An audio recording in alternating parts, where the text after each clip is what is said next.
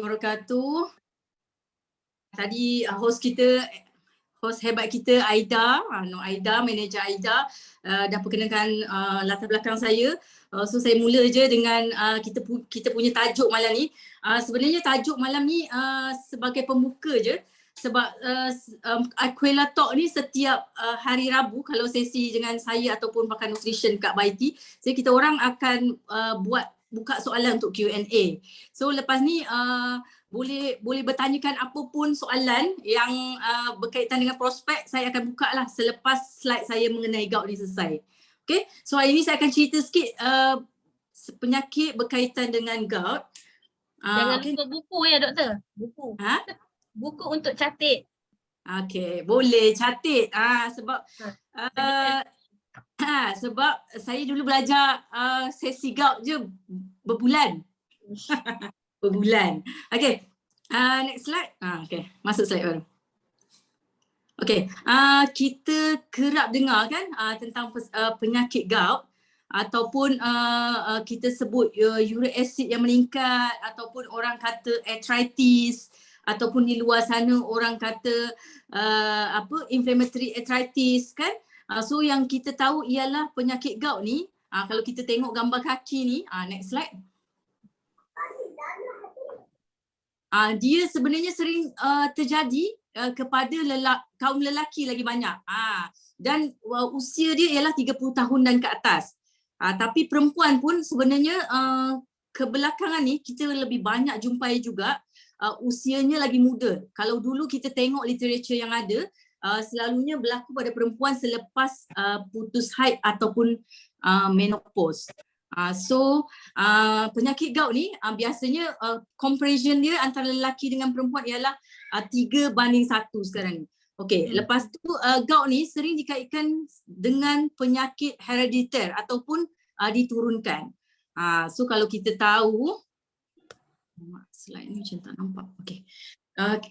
Kita tahu sebenarnya macam gout tu pun termasuk penyakit yang diturunkan. Kalau misalnya mak ayah ada sakit gout, kemungkinan dia akan diturunkan kepada anak-anaknya. Tapi kalau kita tahu sekarang ni banyak disebabkan oleh pemakanan kita dapatkan gout di usia yang lagi muda, tak capai lagi 30 tahun.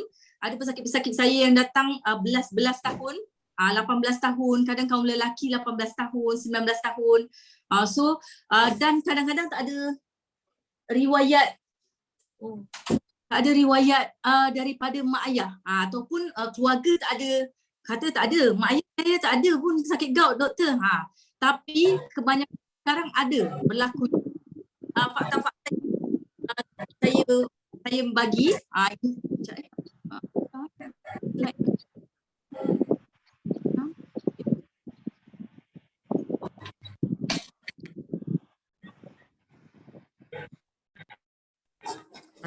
Okay, next slide.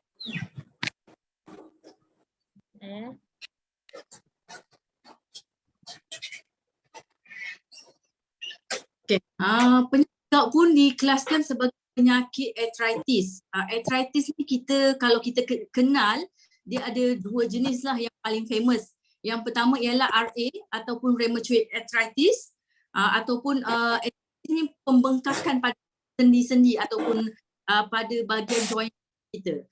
Yang kedua ialah arthritis gout. Kalau kita tahu gout tu termasuk dalam kategori penyakit arthritis. Berlaku pembengkakan.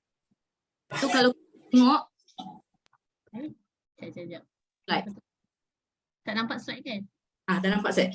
Kalau kita tengok saya unmute dah ke? Ke dah mute? Okay. Kalau kita tengok sebenarnya kalau ada pembengkakan pada sendi, ada radang pada sendi, yang paling common ialah dua ni. Yang pertama ialah arthritis gout, yang kedua ialah rheumatoid arthritis.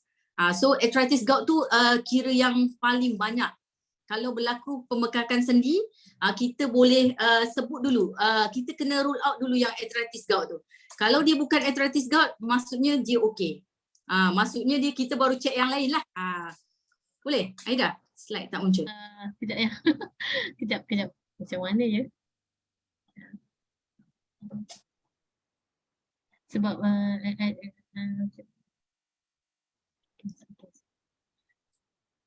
Boleh ke tak payah slide, saya cerita je. Okey, sementara tu doktor try jap. Aida nak share screen balik tapi dia cakap tak boleh. Kejap. So I try gout ni sebenarnya dia berpunca daripada pengumpulan asid urik pada sendi ataupun pada tisu lembut di sekeliling sendi, terutamanya pada bahagian kaki. Tapi kalau kita tahu bahawa gout ni pun tak selamanya ada kat kaki, dia boleh muncul dekat bahagian tangan. Bila dah teruk kan daripada kaki, dia akan naiklah ke tangan ataupun bahagian sendi-sendi lain. Contohlah siku, kan. So gout ni dia ada pengumpulan asid urik pada sendi dan tisu lembut.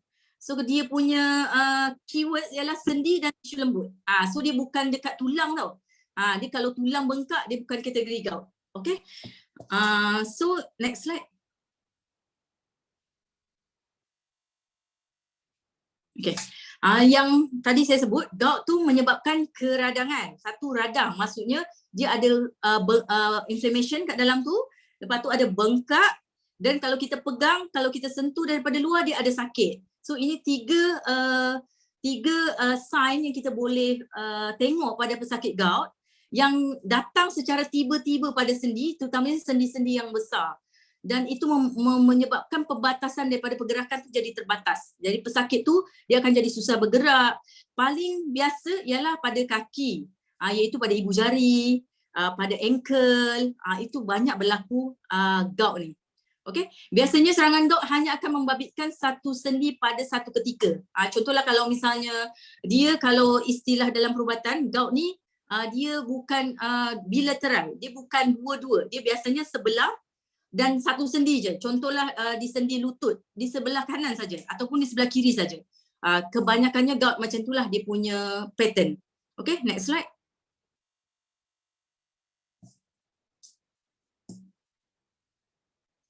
Okay, punca penyakit gout sebenarnya ada dua tau. Yang pertama sebab uric acid dalam badan berlebihan. Kita makan benda-benda yang tinggi purin. So menyebabkan uric acid dalam badan kita berlebihan. Yang kedua, sebenarnya uric acid yang mungkin dia dah tak berlebihan pun makan uric acid, tapi sistem badan dah tak boleh buang. So asid urik yang tidak dapat dibuang dengan lebih berkesan daripada badan pun menyebabkan penyakit gout. So kita kalau kita tengok pesakit gout, dia bukan saja kadang-kadang dia datang bagi tahu kan, doktor saya jaga makan, saya dah kurangkan yang doktor kata purin apa semua, dah kurangkan. Tapi still lagi dia punya gout berlaku, terjadi kan. So yang ni kita tengok sebenarnya sistem metabolisme daripada uric acid dalam badan tu dah tak boleh dibuang. Okay, next slide.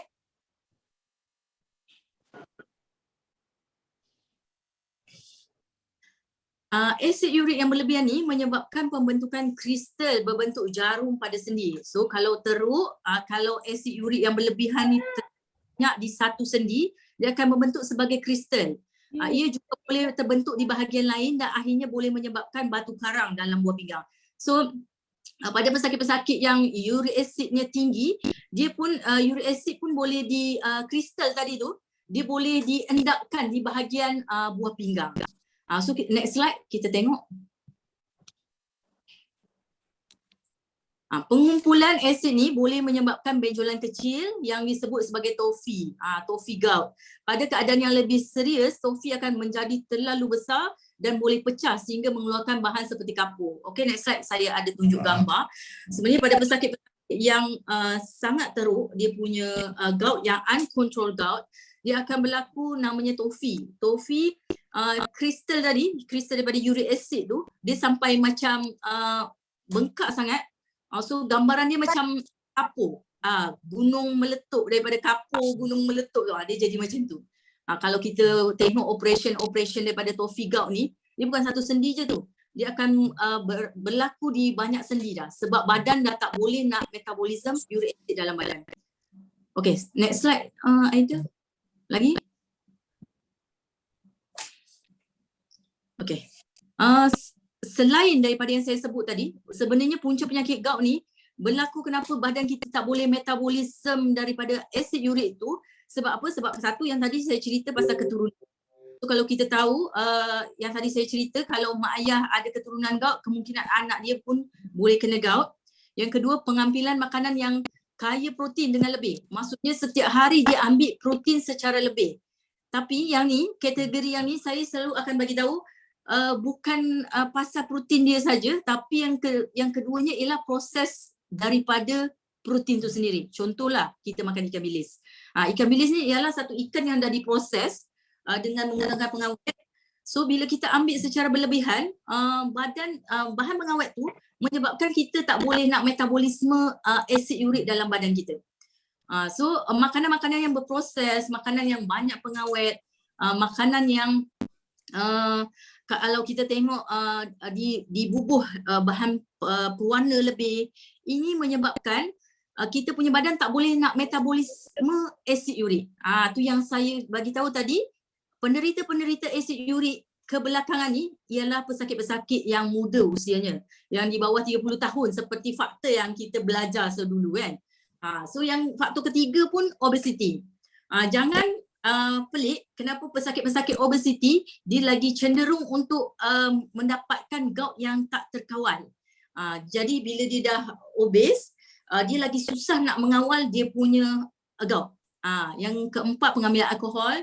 Mungkin tak ramai lah yang ambil alkohol berlebihan. Lepas tu yang kelimanya, kerosakan buah pinggang. So bukan saja ialah buah pinggang ni dia fungsi dia untuk mengeluarkan asid urik. Kalau kita tak boleh nak buah pinggang tu problem, asid urik tak boleh dikeluarkan daripada badan. So asid urik dalam darah akan meningkat. So pengambilan ubat-ubatan tertentu pun akan meningkatkan asid urik dalam badan. Contohnya sebagai ubat-ubat diuretik macam aspirin.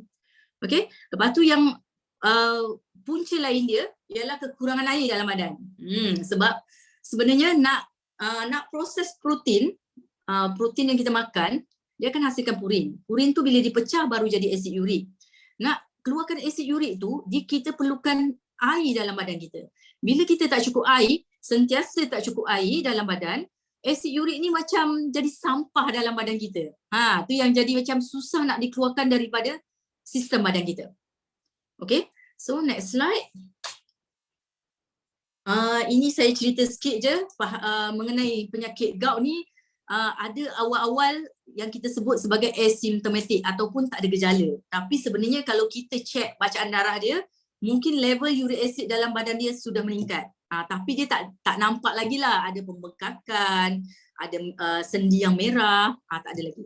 So kalau yang acute ni dia berlaku baru terjadi dan sangat-sangat sakit. Maksudnya sakit, sendi sangat bengkak, merah, kadang-kadang demam. Yang intercritical ni, yang intercritical dia selang-seli. Mungkin dalam setahun dia punya terkena attack gout tu mungkin dalam 2 ataupun 3 kali je intercritical ni. Kadang-kadang mungkin cecah sampai paling banyak pun 4 kali. Tapi yang level kronik mungkin tiap-tiap bulan dia akan kena gout. Mungkin dalam 1 bulan lebih daripada 1 kali dia punya serangan gout tu. Okay, next slide. Tanda-tanda penyakit gout, tadi saya dah sebut sakit pada sendi, terutamanya di sendi ibu jari kaki, boleh lutut, boleh pergelangan kaki, lepas tu berlaku secara tiba-tiba.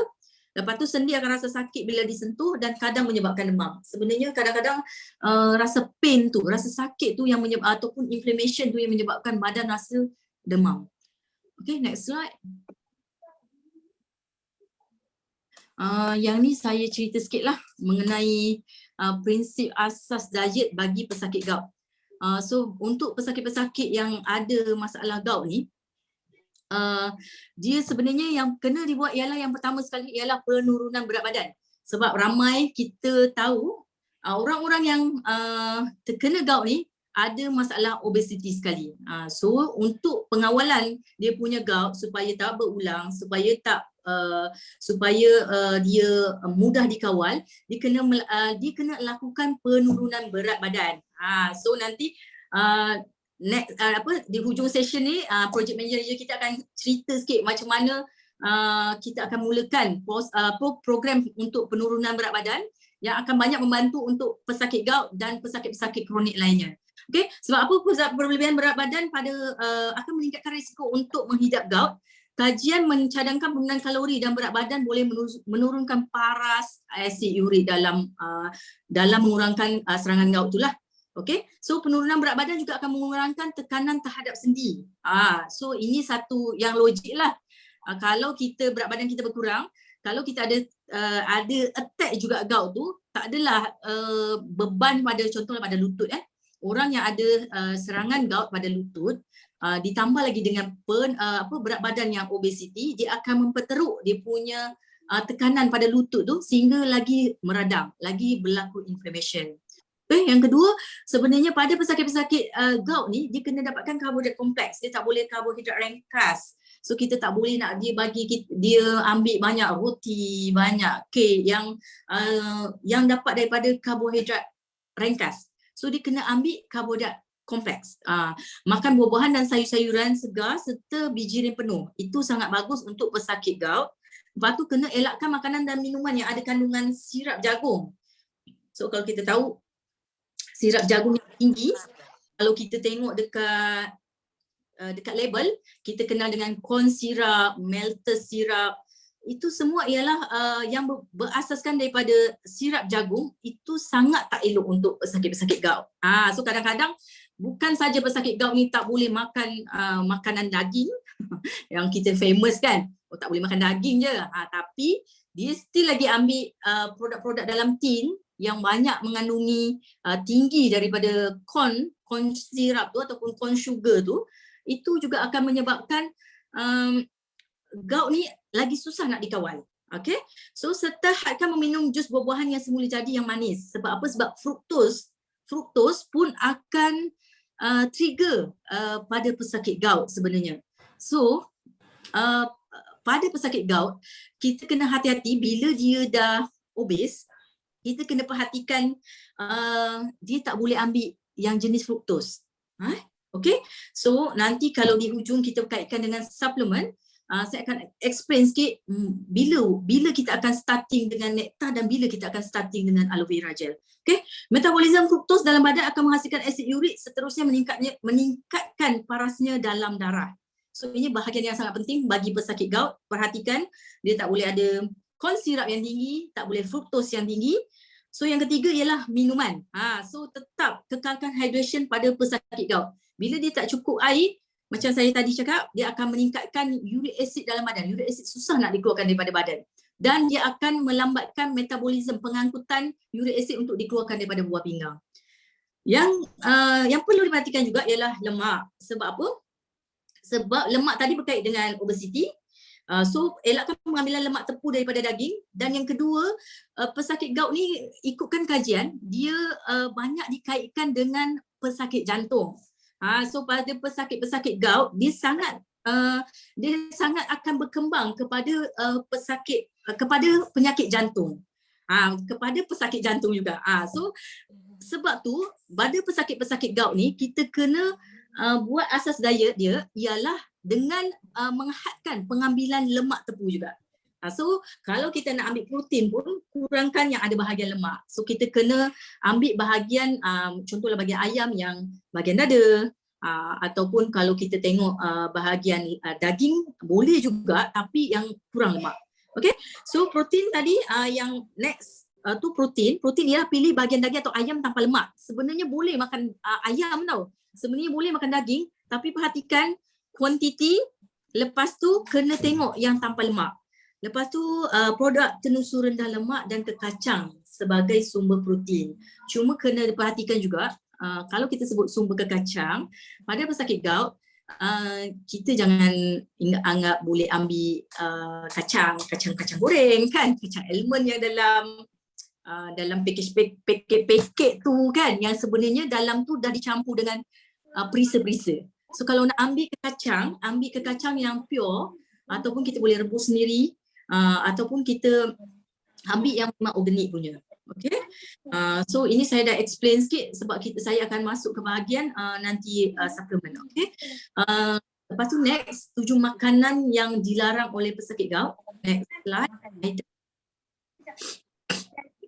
Okey, daging merah. Daging merah macam tadi saya cakap boleh daging merah, cuma dia kena yang kandungan lemaknya kurang dan kuantiti. Kuantiti daripada daging merah tu tak boleh banyak. Bila dia kena dah gout, dia tak boleh ambil banyak, dan cara masak.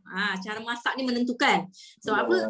Tentulah saya cakap boleh ambil daging merah dalam kuantiti sedikit. Okey, dia balik dia makan daging black pepper. Daging tu tak ada masalah, tapi rencah black pepper tu mungkin dia ambil yang dalam botol, yang memang dah dalam tu dalam proses, dah diproses, dah ada bahan pengawet dalam tu, kadang-kadang dah ditambah sugar dalam tu.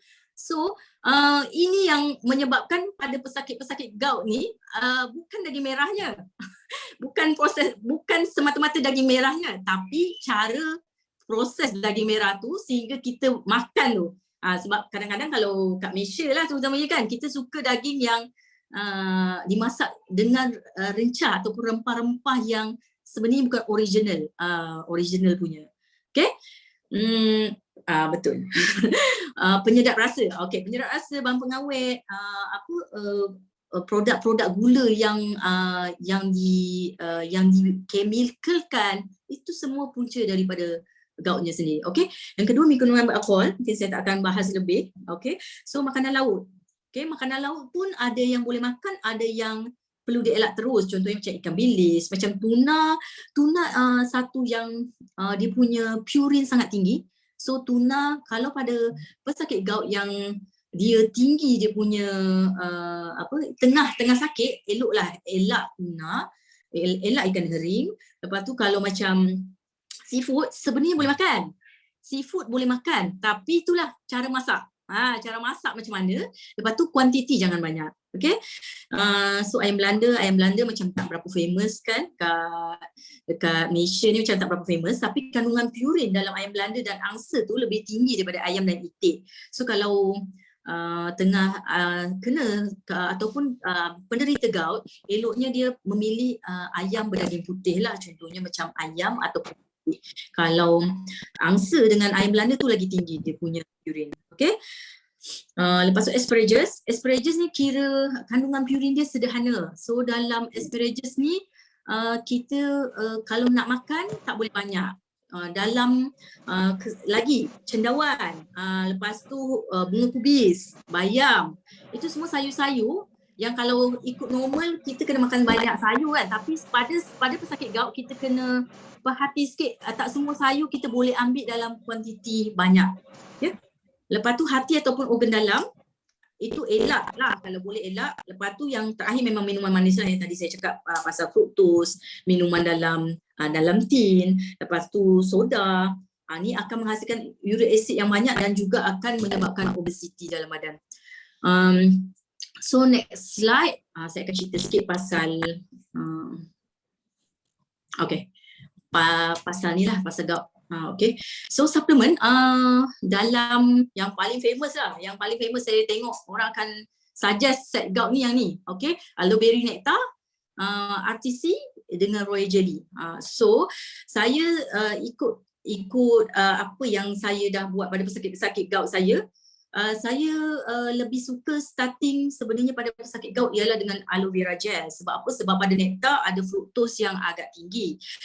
Jadi dia perlu aloe vera gel, dia membantu untuk, kita tahu aloe vera sangat bagus untuk pembersihan usus apa semua, untuk detoxification kita, untuk bagi bakteria baik dalam usus kita. Lepas tu dia pun boleh revive sel, boleh bantu untuk sel tu jadi lebih baik, aloe vera tu. So yang ni kita nak betulkan dulu sistem metabolisme badan secara keseluruhan. So saya akan starting dengan aloe vera gel. Dos akan meningkat lah, maksudnya kita akan starting dengan minimal dos. Lepas tu kita akan bagi sampai boleh sampai sebotol sehari untuk pesakit gout. Lepas tu kita pada pesakit-pesakit gout yang saya bagi tips sikit lah. Maksudnya saya tak akan cerita detail RTC untuk apa, royal jelly untuk apa. Cuma pada saya kita starting dengan aloe vera. Yang kedua, pada pesakit gout yang dia ada yang macam tahap tadi tu, 4 tahap tadi. Kalau dia asymptomatic, boleh start yang ni. Boleh start dengan set gout yang ni. Boleh bagi nektar, RTC dengan royal jelly. Kalau dia jenis acute jangan sesekali bagi nektar masa tu.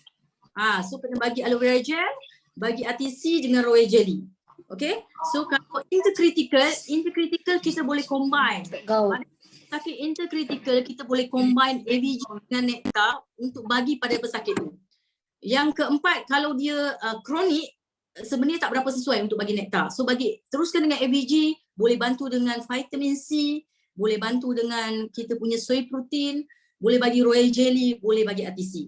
So daripada empat kategori gout yang saya cerita tadi tu, saya nak bagi tahu bahawa pengambilan suplemen daripada setiap tahap tu tak sama. So jangan kita pukul rata. Tu yang kadang-kadang saya jumpa ada daripada mana-manalah sideline ke apa, kita tanya lepas ambil jadi makin teruk. Lepas ambil gout tu sampai masuk hospital. Maksudnya macam itulah, sampai tak tahan kena bagi Voltaren injection apa semua kan. Injection painkiller kan. So sebab apa? Sebab masa kita masukkan suplemen tu cara dia ialah salah. Cara tak betul. So yang ini kena take note lah. So kalau nak cerita detail RTC fungsi apa untuk pesakit gout, mungkin nanti dalam Q&A saya boleh jawab lah pasal royal jelly macam mana boleh help, boleh bantu dalam pesakit gout. So yang ni dalam Q&A. So saya rasa cukup 30 minit. Saya memang buka sesi slide untuk 30 minit saja. Lepas ni saya buka untuk Q&A lah. So boleh masukkan soalan yang berkaitan dengan gout ataupun seputarnya ataupun sekitarnya. Ataupun kalau tak ada soalan mengenai gout, boleh tanya soalan lain. Okey, lagi satu. Pada pesakit gout yang ada kencing manis, kita kena tengok juga dia punya pattern sakit gout tu. Sebab apa? Sebab dalam royal jelly pun ada fructose ya. Dalam royal jelly pun ada fructose. So bila dia ada kencing manis, dia ada gout, kita kena kaji balik dia punya sakit gout tu tadi, tahap acute, tahap asymptomatic, tahap intercritical ataupun tahap kronik. Kena tengok satu persatu dan level. So kita nak solve dia punya gula dulu ataupun solve dia punya gout. Sebab apa? Sebab kalau royal jelly pada pesakit gout yang dan kencing manis, dia tak sesuai sebenarnya kita start royal jelly dulu. Better kita start dengan pollen ataupun baby propolis. So yang tadi tu ialah basic suplemen, tapi saya bagi tips trik sikit lah untuk pengalaman saya dalam handle pesakit-pesakit gout. Okay? So boleh buka Q&A. Saya kembalikan pada host.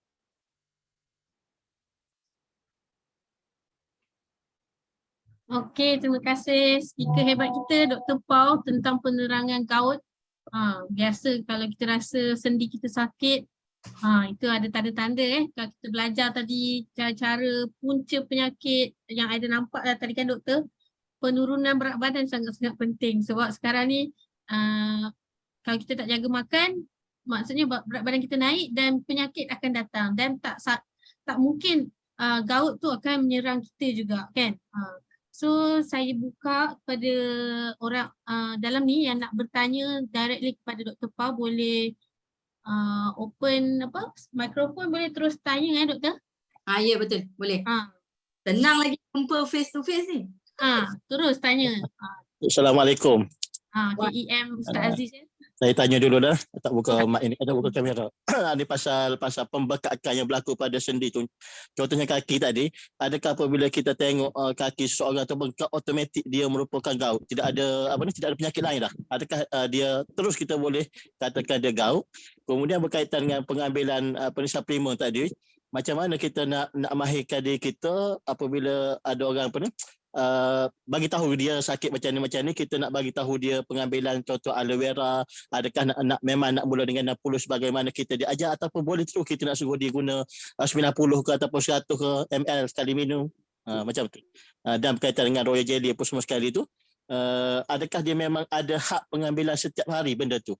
Macam kalau sebelum ni kita tahu aloe vera tu nak ambil sebotol sehari pun tak apa kan.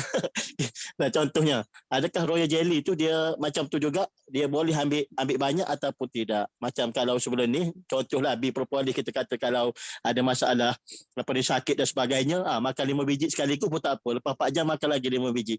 Adakah benda tu boleh juga dibuat pada royal jelly ataupun suplemen yang lain? Okey, boleh? Alright. Okay, saya jawab terus. Soalan yang pertama, tadi berkait dengan pembengkakan sendi. So saya tadi cakap mengenai pembengkakan sendi, paling common ialah sakit di Malaysia ialah 60% ialah arthritis gout ataupun kita AG lah, gouty arthritis ataupun arthritis gout. So itu paling common, paling biasa. Tapi sebenarnya banyak lagi pembengkakan sendi yang berkait dengan contohnya macam tadi rheumatoid arthritis. Contoh boleh sakit-sakit lain, contoh kanser boleh, pembengkakan sendi, boleh sakit-sakit yang berkaitan dengan degeneratif, contohlah macam autoimun, ataupun berkaitan dengan sakit-sakit yang melibatkan metabolism pun boleh jadi endocrine punya masalah. So itu pun boleh jadi pembengkakan sendi. So pembengkakan sendi, kalau kita cerita ciri paling utama ialah tadi bengkak, merah, sakit. Itu paling common. Tapi kadang-kadang gout pun tak spesifik macam tu. Jadi penegakan diagnosis gout memang ialah dengan pengambilan darah kalau secara ilmu perubatan lah. So kita kena ambil darah pesakit tu, kita kena tengok level uric acid dalam badan dia. Lepas tu kita ukur. Maksudnya berapa kenaikan dalam badan dia uric acid.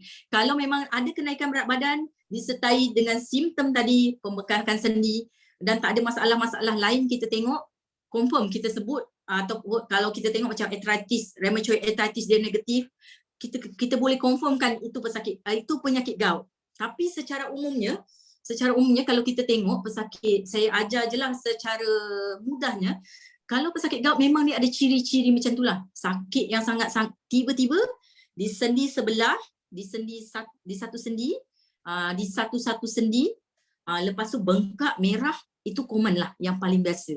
So kalau ada ciri-ciri macam tu, tanya background sikit, ataupun kalau dia ada pernah ambil darah, lagi bagus. Kalau tak ada, kita boleh suggest dia untuk ambil darah. Betul. Itu tanda yang common. Bengkak, merah, sakit bila disentuh, itu memang biasanya gout. Sebab kalau rheumatoid arthritis, dia pegang tak sakit. Dia bengkak saja. Dia kalau kita sentuh tak sakit pada pesakit rheumatoid arthritis.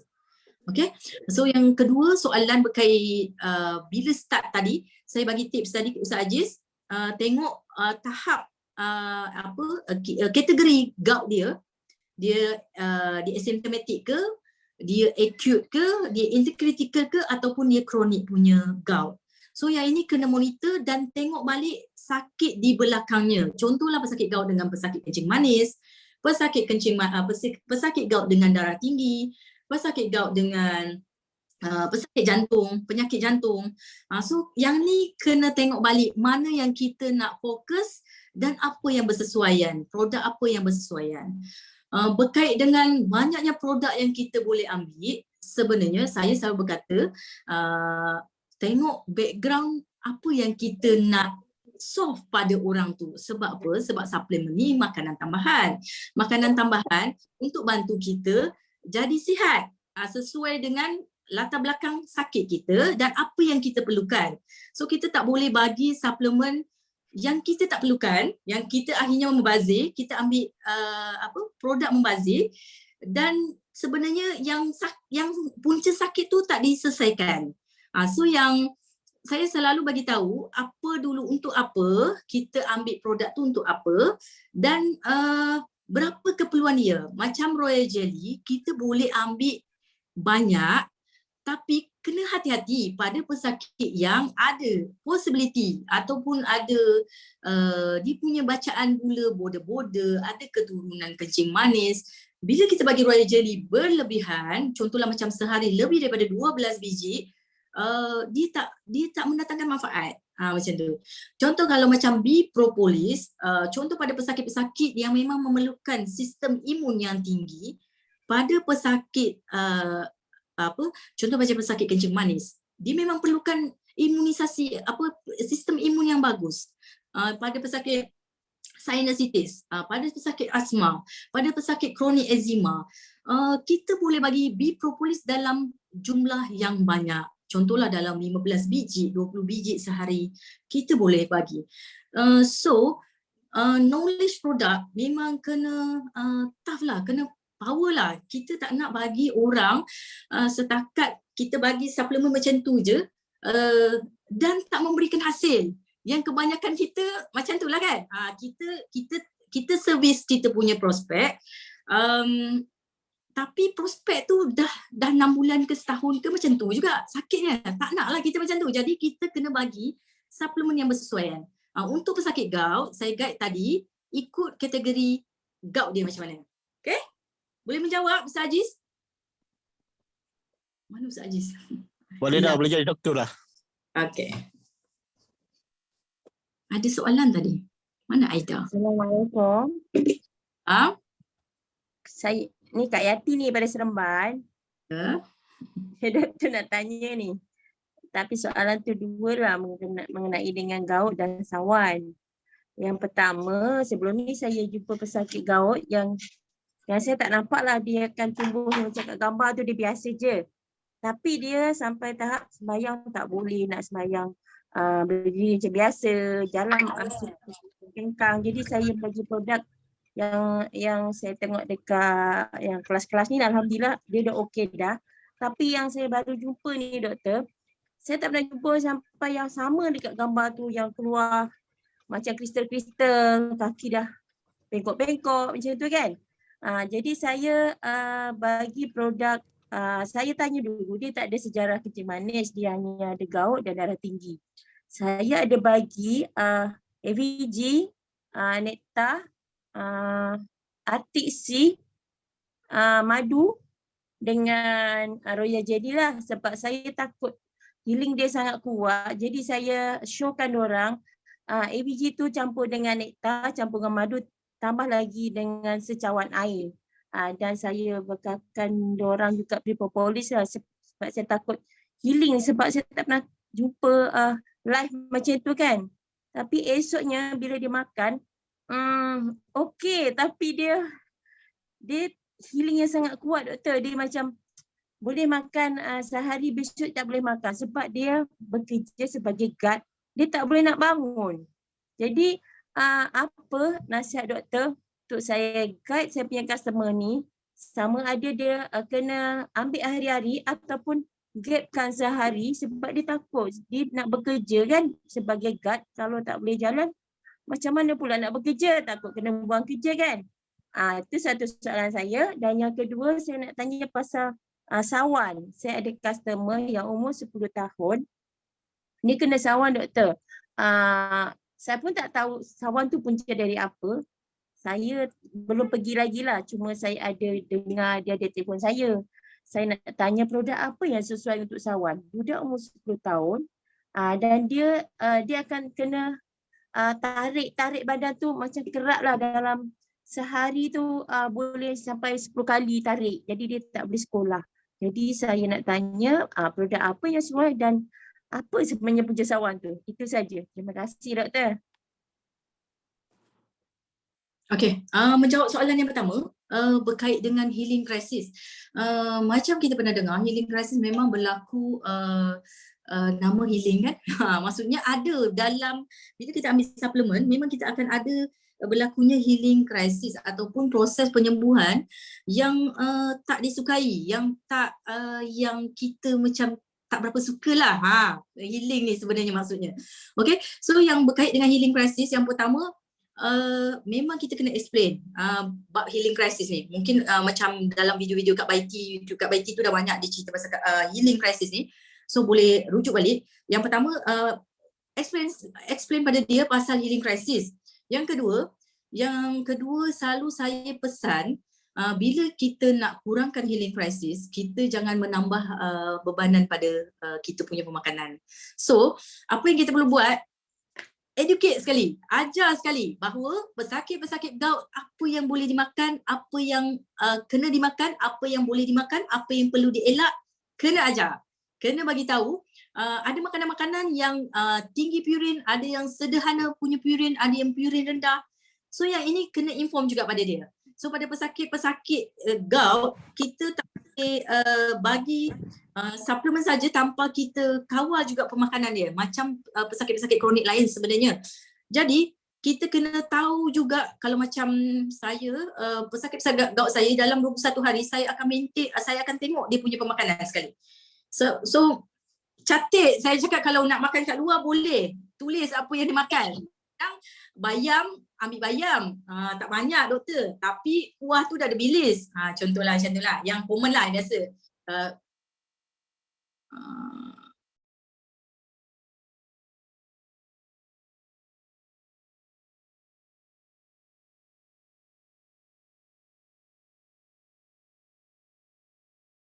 Masih Dr. Paul terkeluar ni, kejap Ataupun line tak ni. Kejap Terkeluar. Terkeluar. Okey. Sorry terkeluar. Lepas tu setelah kita ajar, kita tengok pemakanan dia, kita akan bantu, mesti kita akan nampak healing crisis tu akan lebih cepat dia lalui. Selagi kita bagi suplemen, lepas tu dia pun makan tak jaga, memang tak nampak, memang takkan nampak. Sebab apa? Sebab uric acid, purine tu, dihasilkan uric acid tu still lagi ada, still lagi banyak, still lagi berlebihan. Macam mana kita nak keluarkan uric acid tu? So itu satu saya selalu pesan bab tu sangat-sangat penting. Jadi dia nak lalui healing crisis kena jaga makan. Kalau dia rasa dia nak sembuh, dia kena memang tak boleh cakap tak apalah nanti lepas ni minum nektar, minum aloe vera, tak boleh. Tak boleh. Yang ni memang dia kena ubah dia punya pemakanan, baru dia akan nampak hasil. Setelah badan betul-betul, contohlah macam tak ada attack dalam, selalu saya bagi tahu kalau macam pesakit gout 6 bulan 6 bulan tak ada attack, you boleh makan suka hati. Boleh makan seafood dah banyak apa semua, selalu dah dia memang takkan jadi teruk. Tapi selagi kita contohlah kita dalam 3 hari je kita ambil, tapi dalam masa 3 hari tu pun kita tak jaga makan, jangan harap healing crisis tu tak teruk. Walaupun kita campur air ke, kita letak madu ke, takkan. Jadi selain healing crisis kita ajar, yang keduanya ajar pemakanan, educate pasal pemakanan. Baru kita akan boleh bantu, dan kita kena bagi tahu dia motivate dia bahawa nak sembuh kita kena lalui prosesnya.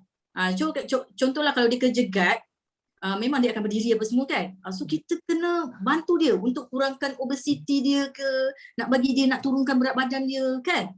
So yang ni semua kena educate. So lepas kita bagi ilmu, educate, lepas tu kita kena motivate juga pada pesakit-pesakit kita untuk sama-sama nak berubah dan hidup lebih sihat.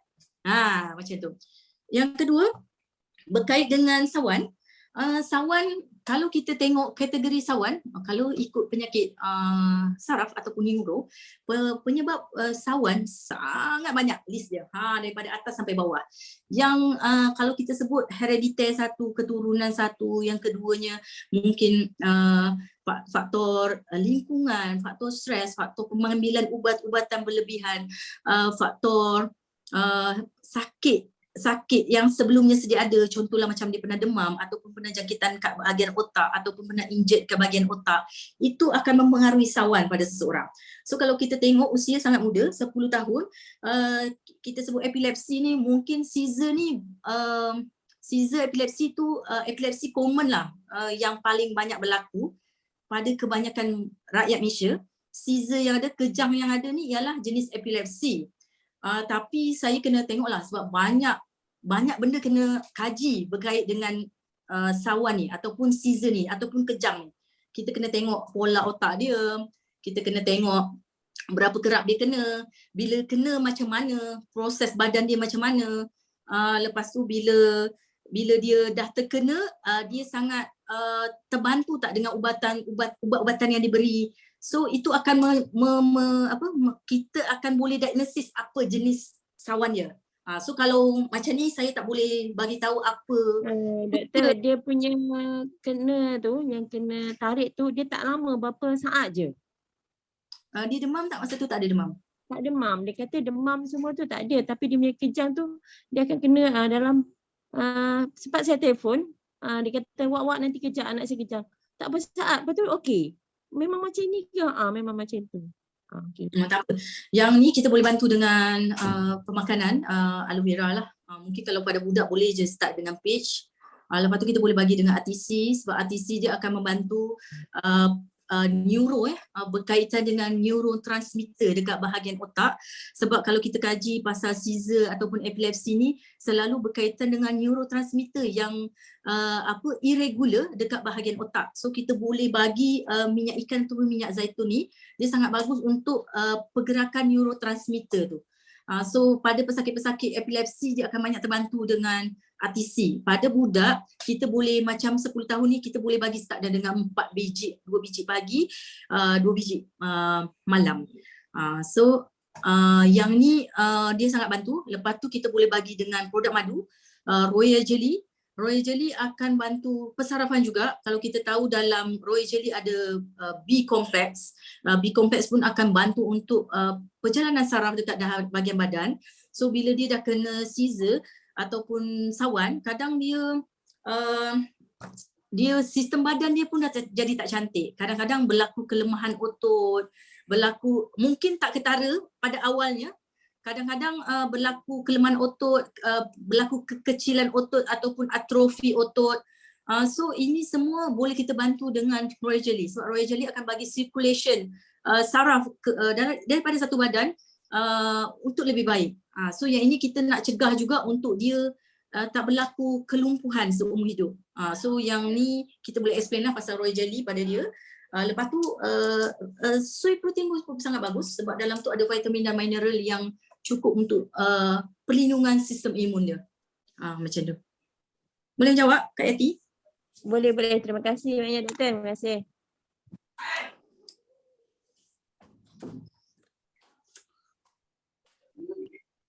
Doktor, ada orang tanya juga, Dr. Pau kena terangkan juga kaitan Royal Jelly, RTC dan Nectar dalam membantu gout tu.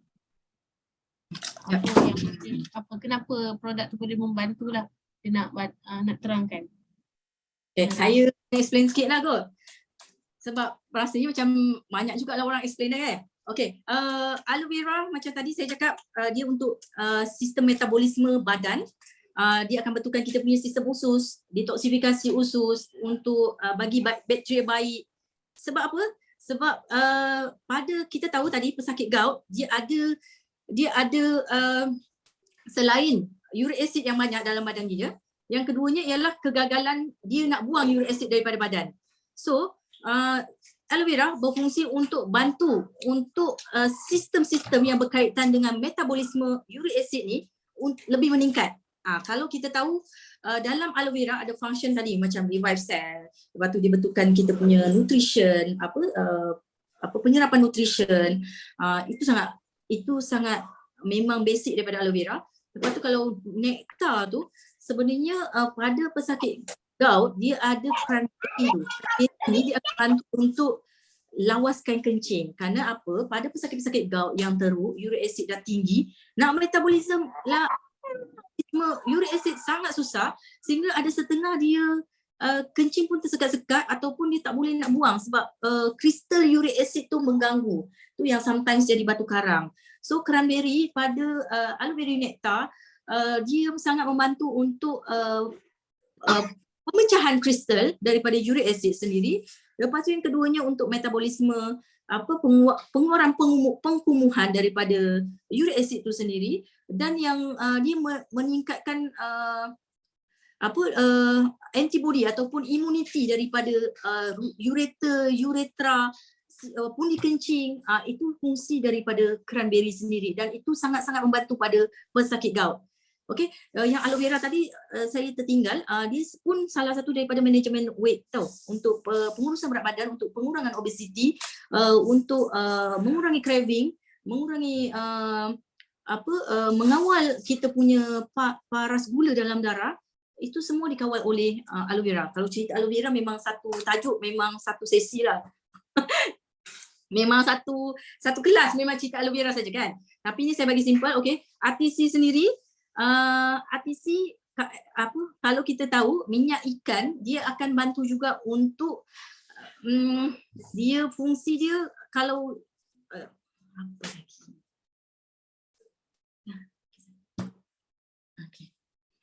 Okey.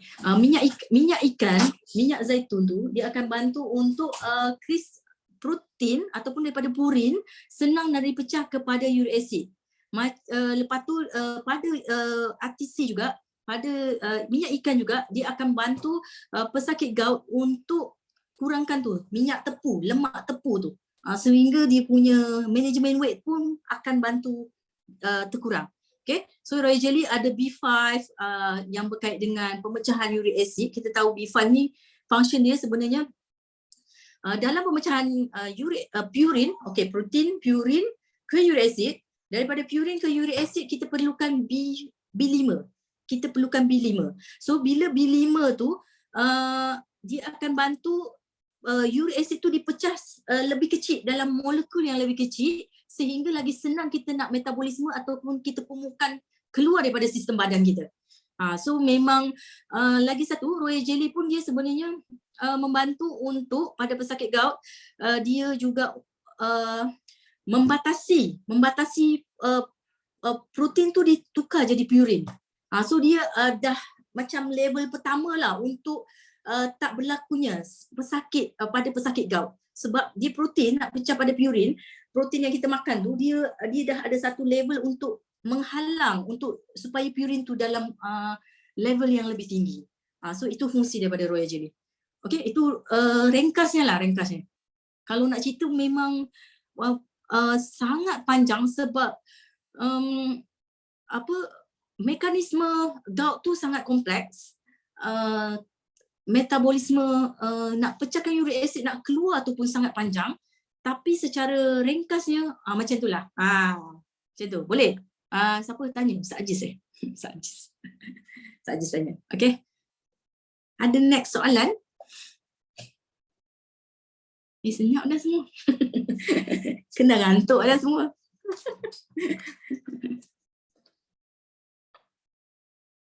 Ada soalan lagi? Nak bertanyakan directly kepada Dr. Pau. Sebelum Aida nak open untuk kita punya SFF yang akan berlangsung minggu depan. So, Kak Ma nak tanya sikit? Okey, ada masalah. Okey, bismillahirrahmanirrahim. Assalamualaikum Dr. Pau. Kak Ma nak tanya juga. Okey, kan macam dulu Kak Ma ada juga handle satu pesakit gout. Tapi masa tu kita belum, yalah kelas ni pun belum ada. Maksudnya kita pun sendiri pun belum tahu, maksudnya setiap level gout tu kita kena tahu so that kita akan boleh buat pilihan produk yang tepat untuk dia. Okey, soalan Kak Mar, macam yang Kak Mar notice lah, orang gout ni dia sangat sensitif. Maksudnya silap sikit je dia akan sakit gila, tak boleh berjalan, tak boleh nak bangun. Dia nak sihat tapi dia tak tahan. Okey. Contoh macam sepanjang pengalaman doktor yang handle gout mesti ada banyak jenis kan, yang macam tadi yang ada 4 tadi tu. So di setiap jenis tu kita bagi different, ada yang AVG, ada yang tak nak kena ada fructose. So tak boleh bagi nektar macam tu kan. So sepanjang yang doktor handle, maybe di setiap satu jenis tu kan, kita dah bagi pilihan produk yang tepat. Ada tak pesakit gout yang sembuh, Dr. Pau? Okey, ada soalan juga tu dalam chat, saya baru juga baca. Okey, berkait dengan sembuh, saya selalu cakap kerja sembuh tak bukan urusan saya. Maksudnya sembuh tu urusan Allah. Tapi ikut pengalaman saya, ada pesakit gout yang lepas daripada regimen 2 tahun dah tak nampak ada serangan-serangan yang teruk, maksudnya jadi kaki bengkak. Kadang sakit-sakit tu ada tapi tak adalah sampai yang swollen, yang redness tu tak ada. Banyak yang macam tu. Kadang-kadang ada yang sangat patuh, sangat taat lah, kiranya macam tu lah. Sangat bagus ikut arahan kan. Memang kalau keluar pun memang jaga sangat makan kan. Makan manis semua kurangkan, memang tak ambil kan. Dia macam kek apa semua tak sentuh. Saya ada beberapa patient macam ni, lelaki yang educate lah, macam profesional, umur 50 tahun sangat bagus. Dia boleh nampak result dia dan kebanyakannya tahun ni memang kira macam tak ada attack. Macam tu. Memang sangat-sangat kalau ikutkan produk Forever ni sangat-sangat membantu untuk pesakit gout. Memang sangat-sangat. Saya banyaklah kes pesakit gout saya mungkin lebih daripada 50 orang kan. Sebab ramai sangat tu yang saya bila tanya apa yang nak bawa tajuk hari ni, saya terus ingat gout sebab saya banyak handle pesakit-pesakit gout yang sebelum ni sangat menderita, kira macam bertongkat, lepas tu tak boleh jalan macam itulah kan. Tapi dengan keazaman, dengan kesungguhan nak berubah, nak hidup lagi sihat, memang banyak sangat perubahan. Memang banyak sangat perubahan. Kalau sembuh tak sembuh, saya selalu cakap bukan urusan saya lah. Urusan Allah tu. Jadi kita tak tahu next tu macam mana, tapi bila kita ikutkan dia punya dia punya teori lah daripada aloe vera, sebenarnya bila dia dah banyak revive dia punya sel, dia dah betulkan semua sistem badan, termasuk sistem dia punya daripada kita punya penghadaman sendiri, daripada kita punya penghadaman, lepas tu macam mana protein tu diserap, lepas tu macam mana bahan-bahan yang pengawet toksin tu dah kurang daripada badan, lepas tu macam mana dikeluarkan uric acid tu, lepas tu dikumuhkan dengan baik dan cantik. Sebenarnya memang logik lah kalau serangan-serangan gout tu tak berlaku. Gitu. Saya tengok banyaklah kes saya, patient-patient saya yang last year teruk, lepas tu this year memang dah tak jumpa kat klinik dan MC tu maksudnya dia tak ada. Maksudnya dah kurang lah. Okey, faham. Tapi kadang ada setengah memang bila dah okey dia akan turunkan dia punya dos, sometimes dia akan kena balik, bila tak jaga makan dia kena balik kan. Tapi pada pesakit-pesakit yang kronik memang kena sabarlah. Kerana pada pesakit-pesakit yang kronik, gout yang kronik, jangan pelik lah. Ambil royal jelly sakit, ambil nektar sakit, ambil RTC lagi sakit. Sebab apa? Sebab dia memang kronik gout. Kita pun bila kita tahu, kita tanya berapa kali serangan attack dia gout tu kan, dia mesti dia akan cakap kerap kan. So tak pelik kalau dia ambil royal jelly sakit, ambil nektar sakit, ambil ABG sakit, ambil RTC sakit. Sebab kita tahu, kita kena explain pada dia bahawa memang sistem badan dia dah tak betul. Daripada atas ke bawah dah tak betul. Macam tu. Okay. Jawab.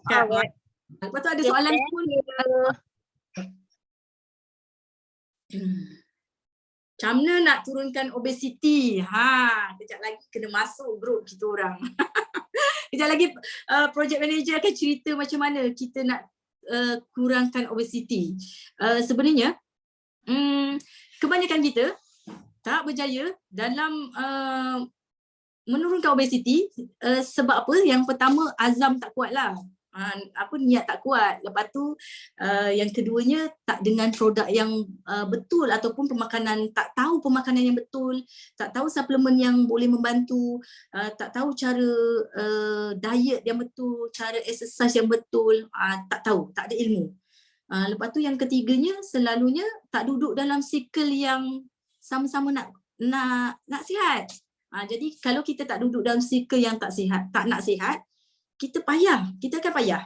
Contohlah macam tengah-tengah diet ni, kita dah tahu dah makanan ni tak elok kan, tapi kita duduk dekat orang yang makan junk food kan, yang makan makanan manis. So akan susah. So 3 ni, kejap lagi project manager akan cerita. 3 ni ada dalam projek kita orang. Okay, satu lagi, minum gula je badan rasa tak selesa dan kaki rasa gatal. Minum gula je badan rasa tak selesa dan kaki rasa gatal, tu tanda gout ke? Okay, itu tanda bagus. Badan rasa tak selesa. Itu mungkin tanda awal daripada diabetes. Okay, pada pesakit-pesakit, bukan pada pesakit, pada orang-orang yang dimula sensitif dengan gula, sebenarnya badan dia sudah ada resistensi terhadap insulin. Maksudnya insulin dah tak boleh nak tukar gula yang kita makan untuk ditukarkan ke dalam gula yang kita makan tu dah tak boleh ditukar dalam badan kita. So insulin tak boleh kerja. Glukos tak boleh tukar kepada glikogen. Macam tu. Jadi kalau kita tengok orang-orang yang macam ni sebenarnya dia petanda mungkin dia ada satu keturunan. So yang keduanya sistem badan dia dah tak bagus. Yang ketiganya mungkin pre-diabetik ataupun memang insulin sudah penat ataupun pankreas dah penat nak hasilkan insulin je sebab hari-hari kita ambil sugar yang tinggi. So kalau ada tanda-tanda yang tu, bila kita makan gula je jadi lesu, jadi gatal, jadi kencing banyak, kena berhati-hati, kena sentiasa buat pemeriksaan kesihatan dan kena batasi sugar tu lah. Sebab sebenarnya Allah dah bagi kita punya badan tanda tu, sign tu sebelum kita sakit. So sebelum kita sakit yang teruk sebenarnya dah ada sign. Tapi kadang-kadang macam Allah cakap dalam Al-Quran kan, kita tak perhatikan tanda-tanda kekuasaan Allah tu, kita tak tengok pun sign tu dalam badan kita. Jadi kalau kita alert dengan kita punya sign badan tu, badan bagi tahu kalau kita makan gula lebih, kita akan lesu, kita akan penat, kita akan banyak tidur, kita akan kurang fokus sebenarnya bila kita ambil gula banyak. Lepas tu kita akan tidur jadi tak stabil. Lepas tu kita akan jadi mood tak cantik kan. Kita tahu keburukan sugar tu sangat banyak, tapi once kita rasa sign tu, kita sepatutnya kita cepat alert. Okay. Boleh menjawab ke siapa ya? Tumizi. Tumizi betul ke? Tumizi. Segan. Semua segan nak bercakap ya. Semua sorok di belakang kamera. Okay. Ada mungkin boleh buka lagi satu soalan kot. Okay, saya boleh buka lagi satu soalan sebelum saya pass pada project manager berkait dengan program kita. Ada lagi ke soalan?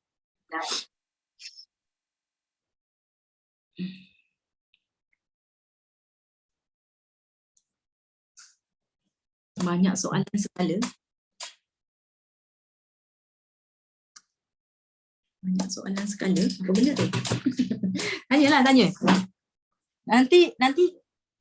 Nanti dah tak boleh tanya Dr. Pau dah. Atau PM saya tak sempat. Selalu siapa yang selalu PM personal dia tu, tengah kerja tu. Boleh luar topik tak apa. Saya serius kalau tanya saya sekarang ni di luar, kalau PM saya memang saya banyak tak jawab. Saya sibuk. So, sekarang ni. Luar topik boleh. Silakan Aisyah. Boleh. Assalamualaikum. Salam. Salam. Saya dari Sri Intan. Saya nak tanya, mak saya ni umur dia bukan dalam dekat 80 tahun lah umur dia. Tapi masalah sekarang ni, ibu jari kaki dia tu dia macam apa? Dia macam masuk ke dalam, dia bengkok. Sebab apa? Adakah dia tu gaut juga ke ataupun sebab itulah. Kuku ke ibu jari? Kuku ibu jari? Ibu jari kaki. Ada ke gambar ke apa ke? Sebab saya macam tu imagine ibu jari kaki melekung. Dia bengkok ke masuk belah jari kaki dia yang apa yang lain tu kan. Oh dia macam bengkok ke tepi macam tu ke? Okey betul. Dah bengkok tepi. Okey. Mak ni ada buat medical check up ke? Ada makan ubat ke? Dia tak ada darah tinggi, tak ada sebab yang tu semua dia okey. Semua itulah dia semua jari kaki dia tu je yang bengkok dia ni kan. Bengkok macam jadi dia masalah tak jalan lah. Mak ada follow up hospital ke? Tak ada. Mak tak ada follow up hospital tak ada? Bila last ada. medical check up dia bila? Dia memang tak, sebab dia tak ada penyakit, dia memang tak ada memang tak ada masalah sakit apa memang tak ada. Okey. So sekarang ni kalau berlaku pembengkokan dekat bahagian kaki pada orang yang berusia, dia ada yang kita sebut sebagai faktor daripada usia. Faktor daripada usia, kita punya tapak kaki dia lagi banyak menapak, dia lagi banyak tekanan terhadap kaki kita, so dia berlaku berlaku kelengkungan ataupun pembengkokan. Cuma masalahnya saya tak nampak gambar. Yang keduanya saya tak boleh nak diagnosis by macam ni lah. So saya kena tengok macam diagnosis. Sebenarnya seorang doktor ni dia diagnosis dia tak boleh by phone tau.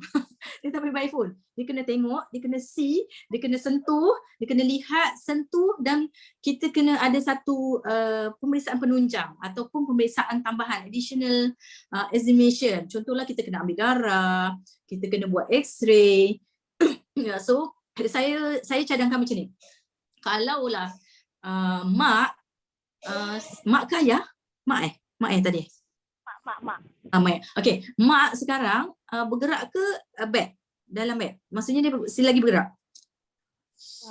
Dia boleh berjalan tapi sebab dia ibu jari kaki kiri kanan. Ibu dia jadi bermasalah sikitlah dia nak berjalan kan. Tapi dia boleh jalan. Okey. Dia boleh jalan, cuma mengganggu je lah. Jadi kalau macam ni selalunya tak ada sakit yang kuat. Maksudnya dia bukan gout. Okey.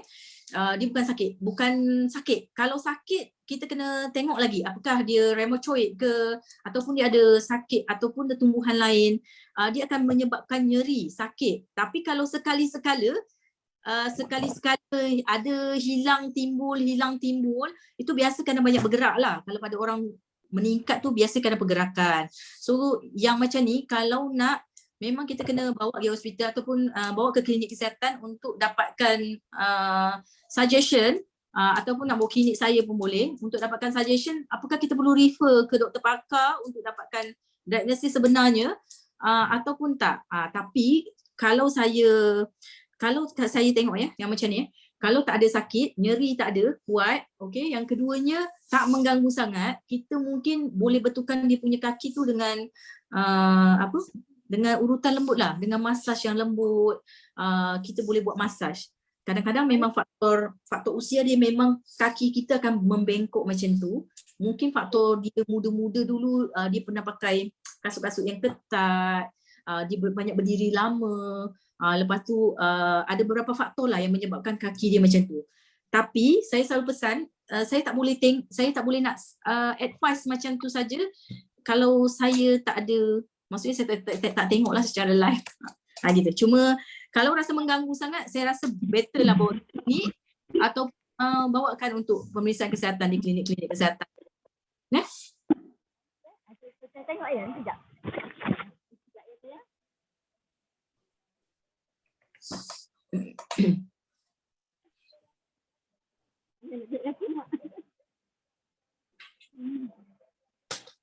Dia macam ni kaki dia. Nampak tak? Sekejap Macam ni. Macam nampak tak? Okey. Mak tak ada kencing manis ke tu? Tak dengar. Aisyah. Tak dengar. Sorry, unmute. Tak dengar. Cuba type Aida. Dengar? Okey. Hazina. Okey. Hello, dengar? Dengar. Jadi dia tempat yang tu jadi dia jadi macam gatal-gatal sebab dia masuk dalam jari tu. Jadi dia rasa macam gatal-gatal lah. Dia jangan tahu tu. Bila last check kencing dia? Sudah mana last masa pergi umrah tahun 2019 last pergi check kesihatan Ya betul lah. Better dapatkan check dulu dekat klinik kesihatan ke atau pergi klinik-klinik berdekatan untuk dapatkan investigation lah. Sebab kadang-kadang gatal-gatal tu mungkin sign daripada lain. Kalau nak regimen kita boleh je. Cuma nanti macam saya suka dapatkan diagnosis dulu sebelum kita, ialah sebab saya doktor kot. Saya memang kena dapatkan diagnosis dulu, baru saya akan bagi regimen yang bersesuaian. Macam tu. Maknanya boleh dirawat lah kaki mak saya tu ya. Boleh cuba. Waktu umur pun dekat 80 tu yang ingat kekut dah tak boleh dah. Sebab tulang tu dah ngerti kan. Boleh. Apa cuba dulu sebab kita tak tahu apa sakit dia, lepas tu apa yang kita boleh bantu untuk kaki tu kan. Tapi nampak dia lemah dekat ibu jari tu. Mungkin kita boleh buat exercise dekat ibu jari tu. Kalau tak ada sakit-sakit sistemik, kita boleh buat exercise dekat ibu jari tu. Boleh sapu-sapu. Produk Favor tu boleh guna untuk perawatan ni tak? Boleh. Cuma itulah yang sistemik, yang bahagian dalaman, yang produk makan, kena tahu dululah apa punca. Maksudnya ada tak sakit-sakit lain penyerta tu. Kalau nak sapu-sapu macam MSM boleh je untuk exercise. Sebab kalau tengok dia punya ibu jari macam lemah. So kita boleh buat exercise pada ibu jari tu. Okey? Terima kasih banyak. Sama. Apa soalan lagi kita, Aida? Ada 2 soalan. Soalan Aisyah dan Kak Habibi.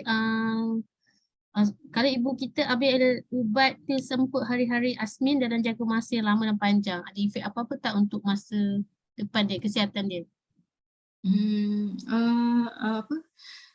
Kenapa ibu ambil, memang doktor suggest ke apa tu Asmin tu? Sebab Asmin.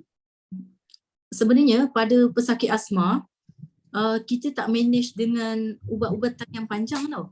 Kita akan bagi selalu ubat spray, inhaler tu.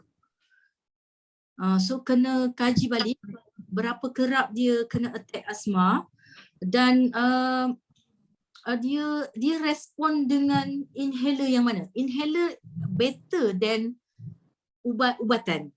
Dan ubatan-ubatan Asmin tu pun dia melemahkan otot tau.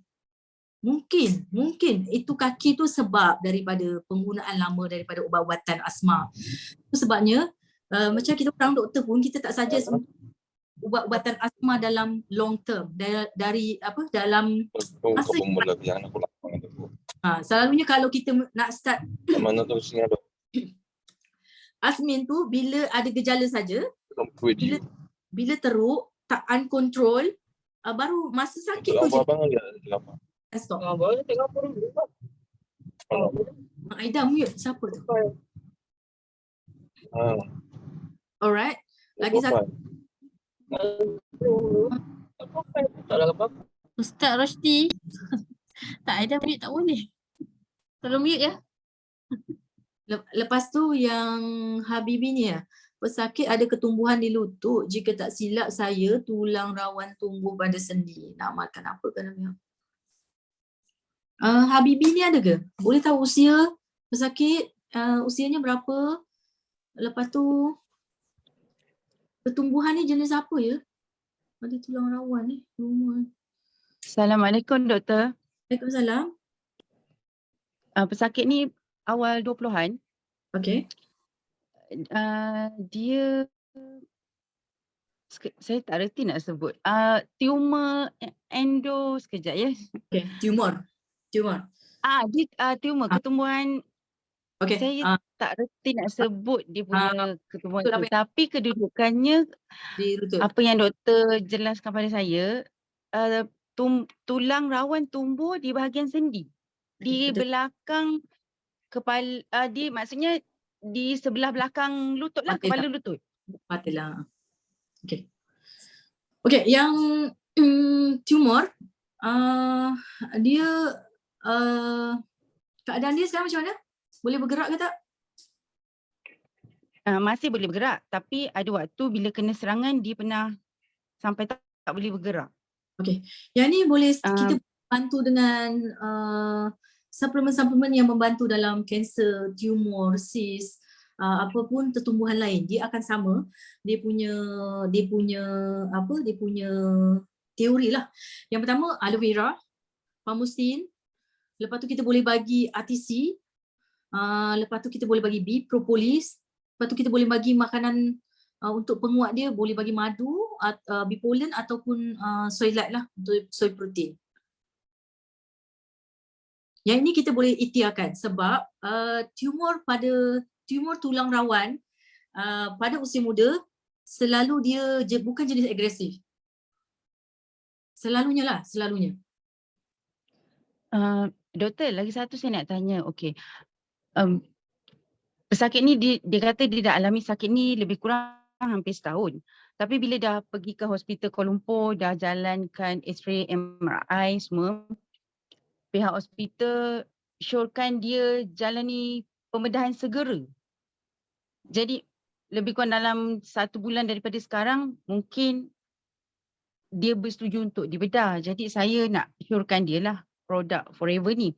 Cuma saya nak tahu untuk tempoh masa yang singkat sebelum pesakit ni jalani pembedahan tu, kita perlu guide dia untuk consume produk tu dengan kuantiti yang lebih lah kan berbanding. Betul. Bagi dia high dose, mungkin boleh start AVG sebotol, Pamosil habiskan dalam 3 hari. Lepas tu boleh RTC boleh sampai 9 biji, propolis 12 biji ataupun ke 15 biji. Lepas tu kita pemakanan jaga, sugar tolak, jangan ambil langsung. Bahan pengawet, processed food, yang pewarna semua jangan ambil. Jaga makan. Lepas tu kita cuba dengan high dose daripada suplemen. Kita cuba. Sometimes yang tumor ni bila kita start pemakanan yang baik, dalam waktu singkat pun ada perubahan. So kalau ada perubahan, doktor mesti akan akan nilai balik. Memanglah yang jenis tumor-tumor ni kalau usia muda ni dia tak agresif, tapi doktor memang dia tak akan benarkan lama duduk dekat situ. Dia memang suruh operation. Kan? Gitu. Apalah kita cuba. Kita tak menjanjikan sebab kita jual suplemen ni, kita tak menjanjikan orang sembuh sebab yang buat sembuh tu bukan kita kan, bukan kerja kita. Tapi Allah suruh kita untuk usaha dan ikhtiar dia. So kalau saya tetap yakin Forever boleh membantu dalam pesakit-pesakit kita yang ada masalah tumor, ada masalah kanser, ada masalah tertumbuhan, kita boleh tolong, boleh bantu, insyaAllah. Kalau meskipun nanti dia kena operate, mungkin proses penyembuhan akan lebih cepat, tak berlaku lagi tumor kat tempat lain. Itu satu hal yang kita kena inform dia juga. Gitu. Okay, menjawab soalannya. Baik, terima kasih doktor. Okay, sama. Okay, terima kasih kepada yang bertanya Dr. Paul directly malam ni. So, Aida nak buka kepada meja Kak Eda, Zuraida Zainal Abidin untuk ceritakan ataupun explain lebih detail tentang SFF yang akan berlangsung pada minggu depan. Okay, Aida pass kepada Kak Eda untuk share slide ya. Okay, thank you. Terima kasih Aida.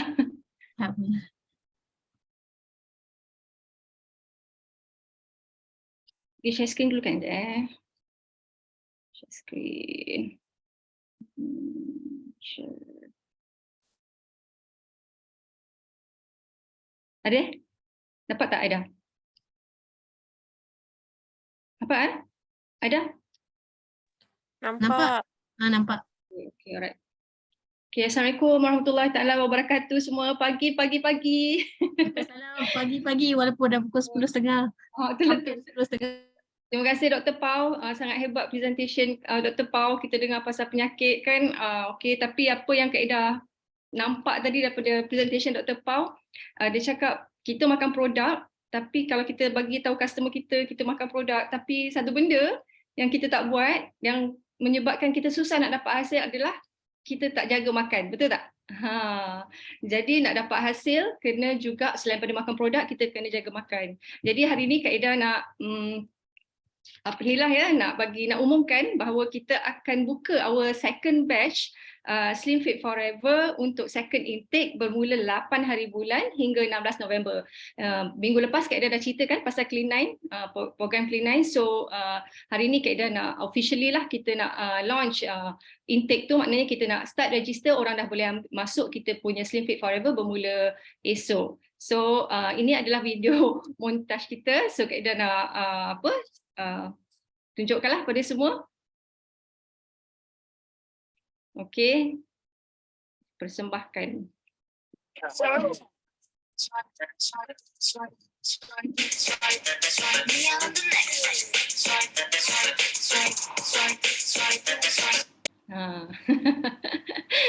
Sekejap je video montaj. Okey.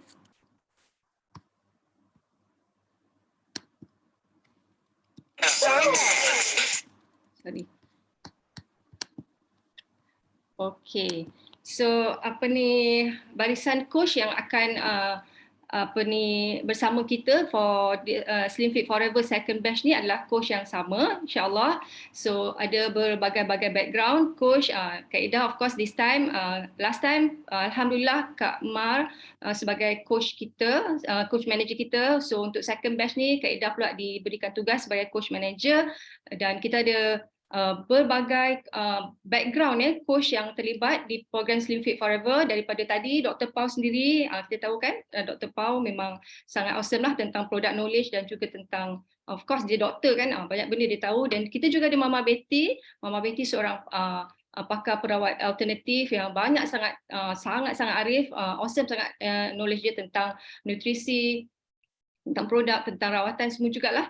Dan kita ada macam Coach Ma, Saiful, Shikin, Coach Fida, Ustaz Aziz dan Kak Ida, Coach Shim, semua mempunyai background tersendiri yang kita akan coach daripada day 1 hingga day 9 tentang pemakanan, exercise, motivasi, semua ada dekat dalam program Slim Fit Forever. Okey. Jadi, Kak Ida tunjukkan slide seterusnya. Ini adalah, Kak Ida nak cerita sikit lah tentang Slim Fit Forever yang lepas. Kita ada banyak testimoni actually yang ada. So ini antara testimoni which is Kak Ida dah bagi tahu pun last presentation kan, saja je Kak Ida nak bagi tahu lagi. Kita ada banyak testimoni daripada 2 kilos, 1.5 kilos sehingga kita punya pemenang which is nama dia Nur Aida, dia pemenang nombor 1 kita. Dia she lost lebih kurang 13 kilo dalam masa 9 hari. Bayangkan 9 hari saja 13 kilo. So mungkin tak terjadi pada kita, tapi sekurang-kurangnya apa yang penting kita nak sihat kan. Macam Dr. Pau cakap tadi, kita nak sihat kan, kita nak sihat, kita nak, of course bonus kita dapat turun berat badan lah. Dalam masa yang sama, Kak Ida nak sangatlah semua yang ada kat sini kalau boleh ajak prospek ataupun kita kan sebagai FBO, kita nak promote diri kita juga, betul tak? Kita nak promote diri kita sebagai seorang yang sihat, seorang yang faham tentang pemakanan. Lagipun kalau kita nak ajak orang join program Clean9, kalau kita tak pernah join lagi, jadi kita rasa macam nanti dia tanya kenapa kau tak pernah buat ke Clean9 kan. Jadi Kak Ida nak ajaklah semua orang, siapa-siapa especially FBO lah yang tak pernah buat Clean9 program, sekurang-kurangnya buatlah sekali dalam masa setahun. So join, siapa yang tak pernah join Slim Fit Forever, join Slim Fit Forever. Okay. Slim Fit Forever ni kita akan bermula Selasa depan, which is new intake, tapi kita dah boleh mendaftar lah start besok. Syarat dia senang je, you all kena selfie lah, hantar selfie barak diri you all dengan produk set Clean9 tu dan hantarkan kepada you all punya manager. Manager masing-masing lah. So kena cepat kalau boleh sebelum 8 hari bulan tu lah, kita kena hantar beli barang, kita terus hantar kepada kita punya manager, and kita dah boleh register dah dengan Slim Fit Forever. Okay, apa dia kelebihan yang you akan dapat bila you masuk Slim Fit Forever? Kaedah just nak repeat lagi sekali lah. Kenapa you kena join Slim Fit Forever? Of course 100% online coaching, so tak kisahlah you ada kat Johor ke, you ada kat Kelantan ke, Sabah, Sarawak, you still boleh join kita punya program Slim Fit Forever. Mentoring and coaching dari coach yang berpengalaman. Tadi Kak dah explain kan siapa-siapa. Lepas tu meal plan kita lengkap, insyaAllah semua ada, don't worry, kita boleh makan, kita akan advise, okay. Groceries list, apa yang perlu dibeli, apa yang tak perlu, okay. And then menu sihat, insyaAllah sedap. Lunch meal rating pun ada. Okay, lunch meal rating ni yang seronok. Okay, kita akan bagi tahu apa yang boleh, apa yang tak boleh, berapa banyak portion. Ini mungkin you all tak tahu. Kalau you all nak buat sendiri pun macam memang you all tak tahu. Ni kalau buat sendiri dengan group, then you all akan faham. Lepas tu lagi seronok sebab ramai-ramai, kan? And then ada home workout. Workout ni pun satu. Kadang-kadang kita buat sendiri tak jadi kan. Tapi kalau ada home workout, kita tengok semua orang hantar dia orang punya gambar kan. Jadi best. And then topik harian di support group, kita ada motivasi. Okay, so kenapa lagi satu kaedah galakkan sangatlah you all join Slim Fit Forever ni sebabnya kadang-kadang kita nak sihat, lepas tu program Clean9 ni kita nak sihat dan juga kita nak dapatkan berat badan yang ideal kan. At the same time kita nak shape up. So kalau kita buat seorang-seorang, kadang-kadang kita tak fokus and mindset kita tak boleh buat sebab kita punya mindset tak betul. Lagi satu, kita perlukan berjemaah tau. Bila berjemaah tu kita rasa macam kita boleh tengok antara satu sama lain dan kita dapat guidance daripada orang lain juga. Kalau kita buat seorang-seorang memang kita akan jadi cacah merebak lah orang kata kan. Selalu halfway tak jadi. Kadang-kadang buat dalam grup pun tak jadi, ni kan buat seorang-seorang. Betul tak? Lepas tu yang paling nombor satu sekali, kita sebagai especially kita sebagai FBO, kita nak ajak customer kita, prospek kita dulu kena sayangi diri kita. So kita kena buat. Okay, kita kena buat Clean9 dan of course kita ajaklah kita punya prospek bersama-sama. Okay, and paling best sekali, banyak sangat best. Paling best sekali, ada hadiah menarik menanti anda. Okay, pemenang ada 2 kategori insyaAllah. Itu kita akan beritahu kemudian lah. Okay, so itu saja yang kita nak bagi tahu tentang Slim Fit Forever. Aida, itu sajalah daripada Kak Aida. Ada siapa-siapa, Coach Lin ke nak tambah ke? Okey, kita tamatkan sebab Aida dah dapat daripada mandat daripada Coach Lin, tak ada apa-apa nak sampaikan. So kita boleh tangkap gambar sekejap. Okey, Kak Aida boleh share apa ni? Stop. Share. Saya dah akan... Aida. Okey. Saya nak tambah sikit kot sebab ada soalan dalam grup kan. Mungkin siapa-siapa yang saya tanya-tanya kan, kenapa kita ambil produk Forever Living untuk dalam bantu kita punya proses penurunan berat badan kita dalam Slim Fit Forever. Boleh tengok saya punya link YouTube mengenai Clean9 yang saya dah explain beberapa bulan lepas. So boleh tengok kenapa kita gabungkan ataupun kita combine, kita gunakan produk Forever dalam pengurusan berat badan sebab kita tak nak rebound dalam kita punya penurunan berat badan tu. Okay, so nanti boleh bagi link lah kot dalam grup video masing-masing lah, boleh bagi link balik. Okay. So boleh pegang produk Saya tangkap gambar. Okay, yang belum buka kamera tu boleh buka kamera.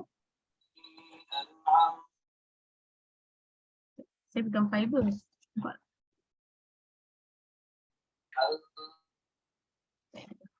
Okay, patient first, case-nya 1, 2, 3.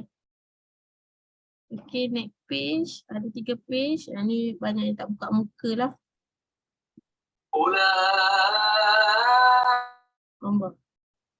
Okay, terima kasih semua yang masuk kelas malam ni. Okay, Assalamualaikum semua, bye.